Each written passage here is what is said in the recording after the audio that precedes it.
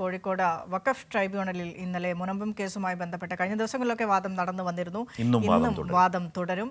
ചേതൻ സാജൻ കോഴിക്കോട് നിന്ന് ചേരുകയാണ്. Chetan, good morning. Good morning. ഇന്നും വാദം തുടരും അല്ലേ? Good morning. Good morning. അതെ ശരത്, അതെ വിനിഷ.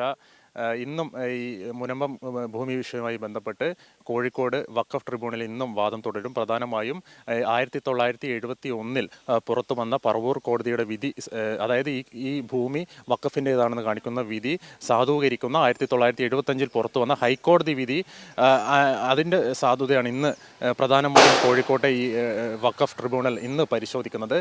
കഴിഞ്ഞ ദിവസം നമുക്കറിയാം, പ്രധാനമായും നിർണായകമായ ഒരു ദിവസമായിരുന്നു ഈ കേസുമായി ബന്ധപ്പെട്ട്.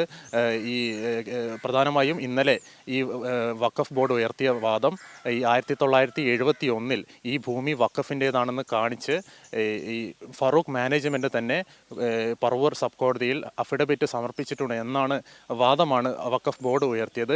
എന്നാൽ ഇത്തരം ഒരു സത്യവാങ്മൂലത്തെ പറ്റി തങ്ങൾക്കറിയില്ല എന്നാണ് ഫറൂഖ് കോളേജ് മാനേജ്മെൻറ്റിൻ്റെ അഭിഭാഷകൻ വാദിച്ചത്. ഇതിന്മേലും ഇന്ന് വഖഫ് ട്രിബ്യൂണലിൽ ഈ മാനേജ്മെൻറ്റ് ഇന്ന് നിലപാട് അറിയിക്കും. പിന്നെ മറ്റൊരു കാര്യം എടുത്തു പറയേണ്ടത്, ഈ കേസിൽ വന്ന ഈ ഭൂമി കൈമാറിയ സിദ്ദിഖ് സേട്ടിൻ്റെ കൊച്ചുമകൾ ഇന്നലെ നിലപാട് മാറ്റി എന്ന കാര്യം കൂടി എടുത്തു പറയേണ്ടതാണ്. ഈ സിദ്ദിഖ് സേട്ടിൻ്റെ മകൾ സുബൈദയുടെ മകളാണ് ഇന്നലെ നിലപാട് മാറ്റിയത്.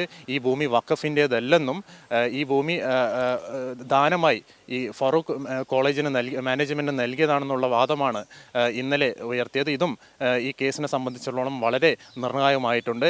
ഏതായാലും ഈ ഭൂമി വഖഫിൻ്റേതാണെന്ന് കാണിച്ചിട്ടുള്ള ഈ വഖഫ് ബോർഡിൻ്റെ തീരുമാനം റദ്ദ് ചെയ്യണമെന്നാണ് ഫറൂഖ് കോളേജ് മാനേജ്മെൻറ്റിൻ്റെ വാദം. അതുപോലെ തന്നെ ഈ ഭൂമി വഖഫിൻ്റേതാണോ അതോ ഉപഹാരമായി കോളേജിന് ലഭിച്ചതാണെന്നുള്ള ഈ കാര്യം കൂടി പ്രധാനമായും ഈ വഖഫ് ട്രിബ്യൂണൽ പരിശോധിക്കുന്നതായിരിക്കും.